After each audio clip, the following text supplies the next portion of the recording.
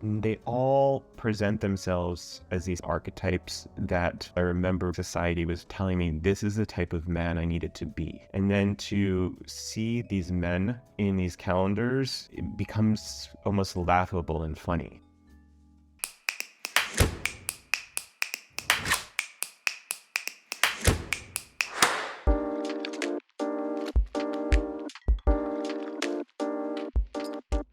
My name is Michael Young. I am a lens-based artist who lives north of New York City.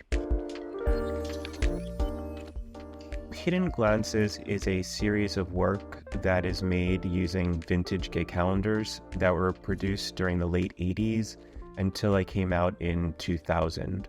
Each piece is made up of just 2 images taken from the same calendar, and I start by looking for interesting silhouettes. I then will use an X-Acto knife to remove the male figure, and then I go through the calendar to see which images will be interesting juxtapositions to work visually with that empty negative space. Having this material and being able to look through it and kind of turn towards myself and reflect on my life, and taking this old pornography and turning it into something that could capture the way I was feeling in those years prior to coming out of the closet. I wanted there to be this physicality, this touching, this play with the paper. And this was a way for me to just kind of really get my hands dirty with the work and play around with my materials. But I wanted there to really be this component that was destructive, where choices had to be made and there was no going back. It was very serendipitous, and I looked down and I saw the negative space of one figure on top of another one, and it's like there's this push and pull between what I'm seeing and what's hiding. And this is visualizing my feelings when I was struggling with my sexuality at the time. I think within my work, it's inevitable that I'm going to be working with stereotypes. They're coming from a time period when perceptions of the male body and the gay male body were different. But for me, they're really more about a personal journey and a personal story. I found it interesting to see the connection between how certain groups of men have been fetishized within the gay community. They're really about ideas of desire, identity, fear, secrets, and then self-acceptance. It's ironic though when looking at these like super butch masculine men that are manly and muscular. They all present themselves as these hyper-masculine ideals, these archetypes that I remember society was telling me this is the type of man I needed to be. And then to see these men in these calendars, it becomes almost laughable and funny.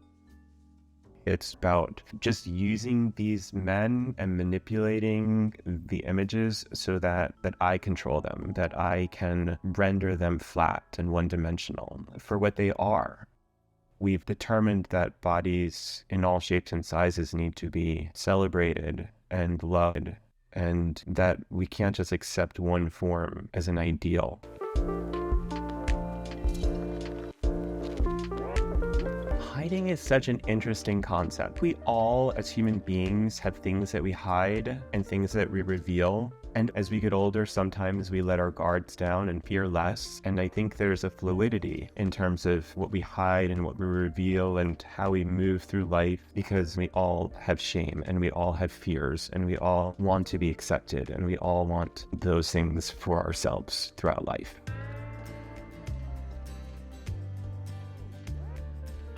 It's one of the few images in my series where the subject in the background makes direct gaze with the viewer. And for me, I really think this is probably one of the stronger images that resonates with people, because there is that gaze that is so hard to miss within the work. But at the same time, so much of the body becomes obscured in this bigger landscape, and it's one of my personal favorites because so often in these calendars you don't get a lot of scenery in the landscape, and I think that it makes for an interesting composition. So leather on leather was one of the first images where I was working exclusively with a leather calendar. And I've always found the leather community to be interesting because it's one that seems to almost be in some ways locked in time, where the outfits and the uniforms have become codified and have endured for decades. And I found this to be one of my first more playful ones, where I decided to move around the back image. So you can see just beyond the thigh on the left side where I've made a vertical cut to shift the figure, the main body of the figure, to the right, and then have just his hand and his leg appear on the left. But my favorite detail is really the Prince Albert piercing that sits right along the arm just below his elbow. It's sort of the devil in the details in this image that really kind of makes it work.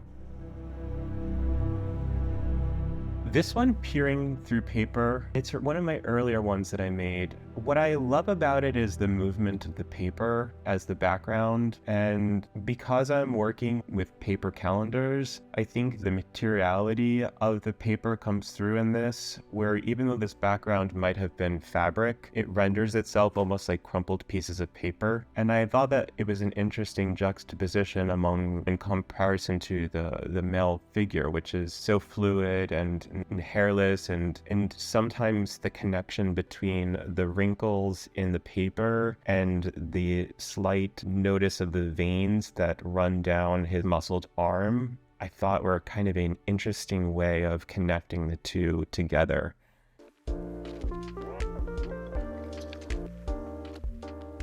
By working in a tactile way with the material, I can control the body and I can decide whether it goes away or whether it stays. And so for me, it's kind of a form of control over this prescribed ideal masculine form.